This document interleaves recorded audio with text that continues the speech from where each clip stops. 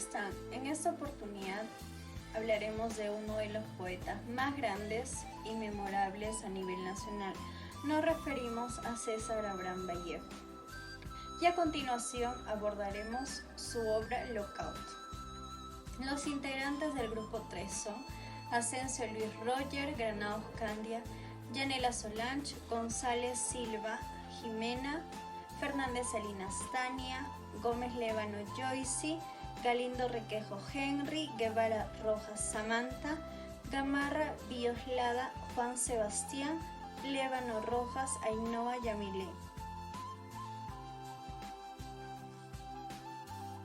Reconocido a nivel mundial, sus profundos poemas logran un fuerte impacto en sus lectores, llenos de amor y dolor humano. Considerado uno de los mayores innovadores de la poesía universal del siglo XX y el máximo exponente de las letras en el Perú, nuestro escritor César Vallejo. Bien, se te ocurrió preguntarte, ¿qué piensa César Vallejo acerca de los obreros en la actualidad? Atentos, ya iniciamos.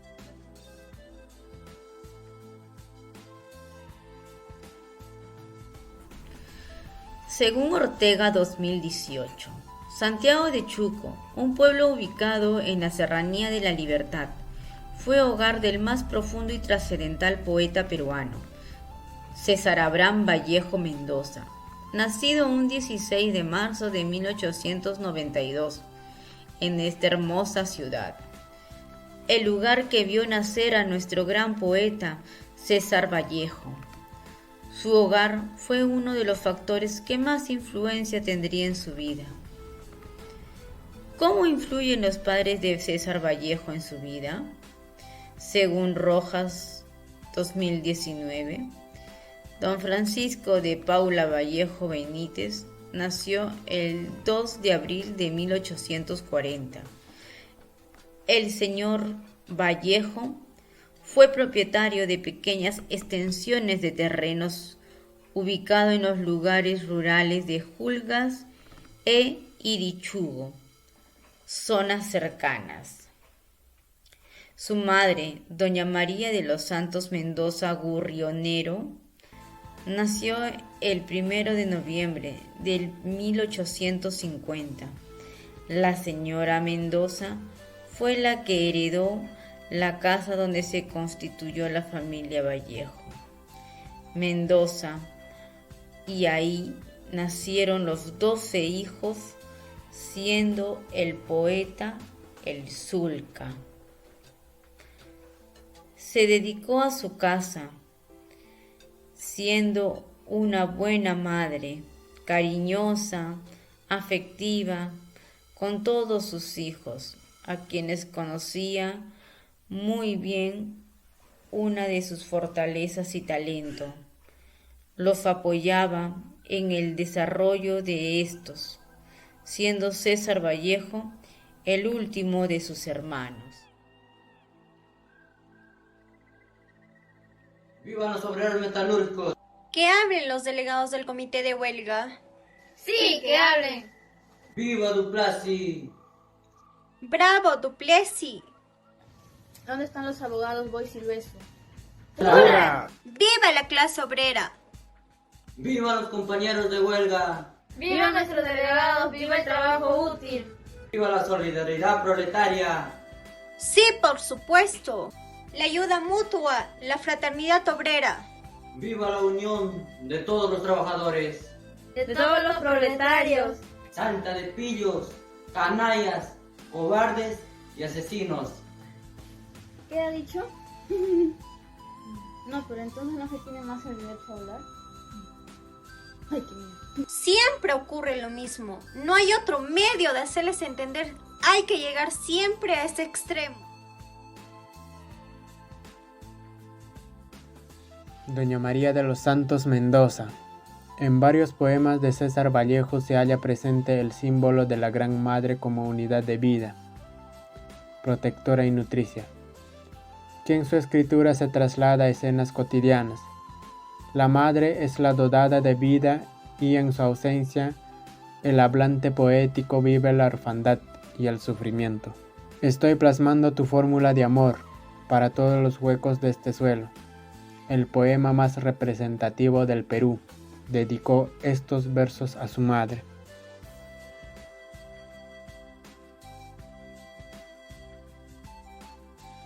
Cuando César Vallejo estuvo en Europa, publicó muchas crónicas en El Comercio sobre los hechos, personajes e historia de la vida europea. Vallejo, como muchos escritores de su tiempo, encontró en el periodismo un medio de supervivencia. En estas circunstancias, Vallejo comenzó a colaborar con El Comercio, cuyas ediciones contenían varias páginas de colaboradores escribiendo desde Europa.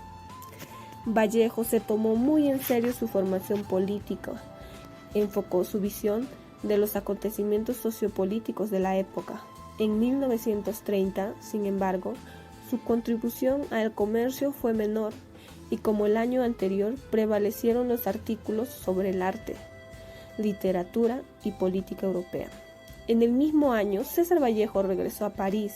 Él y sus asociados fueron expulsados de Francia por sus complots, por su empeño conspirador, según las autoridades. Luego se fueron a Madrid, donde Vallejo vivió intensamente con la conciencia de estar escribiendo lo mejor de su creación poética e intelectual. Desde 1931 se instaló en Madrid, dejó de colaborar con El Comercio y con otras publicaciones peruanas. Sin embargo, César Vallejo regresó a París para cerrar su vida una tarde de aguacero, el 15 de abril de 1938.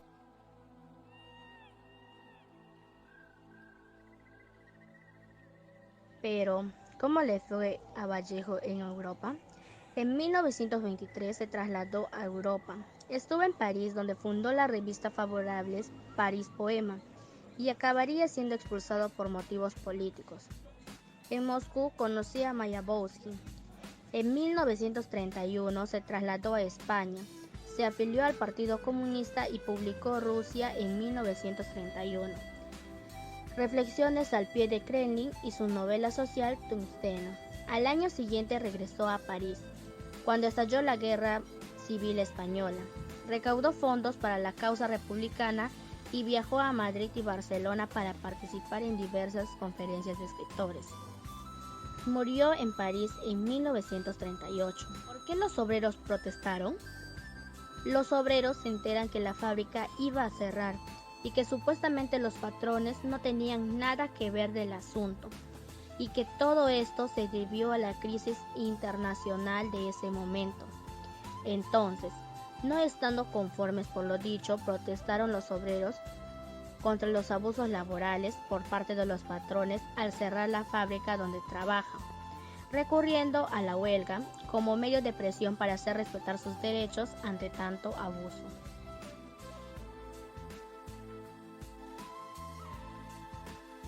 Vallejo también menciona que la mujer americana, en específico la mujer peruana en esa época, prefería ser madre, formar un hogar. Por lo tanto, ésta se dedicaba al cuidado de sus hijos y esposos, pues aún en ese tiempo la mujer no tomaba interés en su educación y aún menos en la lucha por sus derechos, y solo el hombre era el que traía dinero a la casa. Nos da a conocer que hoy en el mundo como en la sociedad ha dado un cambio muy completo, tan completo en el sentido que los derechos de hoy en día son muy respetados, ya que en años tras años han ido cambiando poco a poco.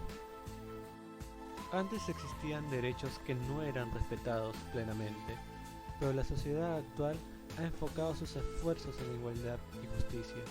Por ello, ahora sí se respetan. Algunos de estos derechos son derecho a la vida, a participar, a desarrollarse plenamente y sobre todo el derecho a la libertad.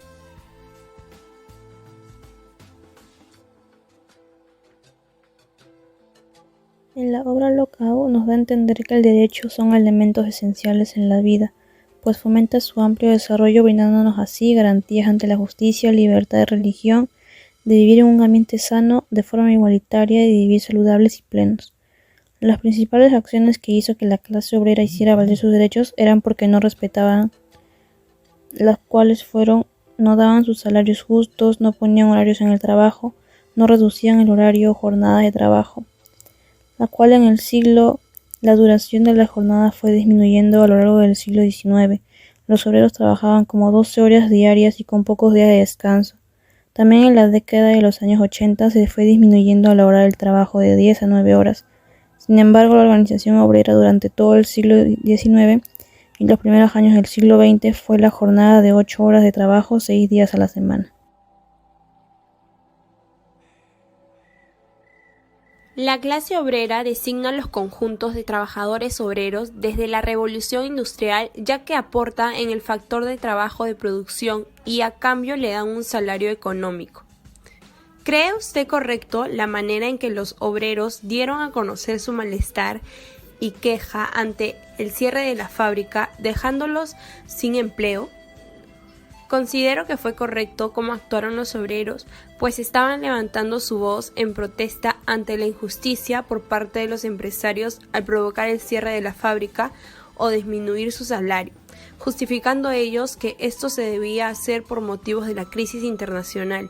Entonces, ya cansados de todos los abusos de los empresarios ante los trabajadores, decidieron hacer la huelga en lucha de sus derechos laborales.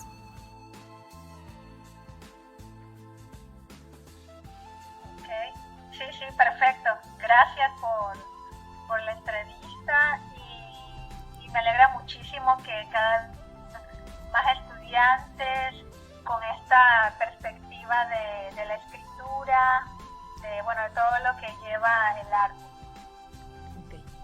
Gracias a usted por permitirnos robarle unos minutos de su tiempo y ayudarnos en este trabajo, ¿no? Mira, en la actualidad, ¿cómo lo podemos relacionar? En que si bien hay derechos actualmente para los trabajadores, quizá en cuanto al problema en general, pudiéramos compararlo con países de tercer mundo en que todavía hay muchísima desigualdad, en que el patrón somete al trabajador. Es lamentable, pero todavía hay países en donde suceden esas cosas y que el trabajador, al precio de lo que sea, al costo de estar percibiendo un poco de dinero, soportan trabajos excesivos, jornadas muy largas. Entonces sí hay todavía este problema en algunos países. Una de las preguntas que tenemos es, dentro de lo que es de la obra Lookout, ¿qué escenas para usted fueron las más impactantes? Sí, fíjate que una de la principal que más me impactó fue cuando Raimundo, que es este personaje que prácticamente inicia la huelga, quien inclusive, vamos a decirlo, que sacrifica, su familia por estar al frente, por no rendirse. ¿Qué pasa? Pierde a su madre y a su novia. Y le hacen una pregunta que recuerdo mucho, que le dicen, ¿qué prefieres? ¿La huelga, ir con estos trabajadores, o tu madre, o tu novia? Y él le dice, no, prefiero la huelga que a todas mis novias juntas y que a mi madre, ¿no? Entonces, eso es impactante porque dice, ¿quién va a tener, cómo te digo, ese coraje para decir, lo dejo todo por el bien de unos trabajadores? Entonces, esa escena es bastante fuerte. Entonces, eso sería toda la entrevista. Más bien, muchas gracias por aceptar la invitación y nos veremos en un próximo entrevista. Gracias. Muchas gracias. Gracias por su tiempo. Gracias. Chao. Chao.